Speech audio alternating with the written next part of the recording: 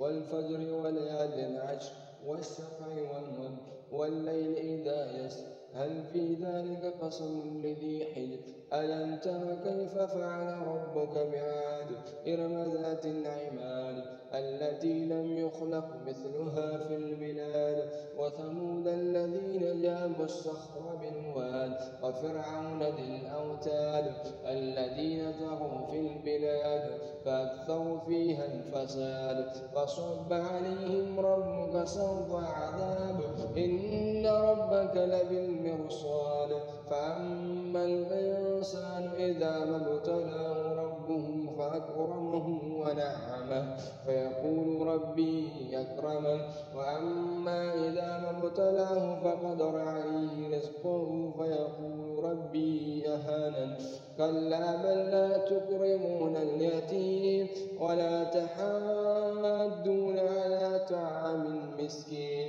وتأكلون التراث أكلا لما وتحبون المال حبا جما كلا إذا دكت الأرض دكا دكا وجاء ربك والملك صفا صفا وجيء يومئذ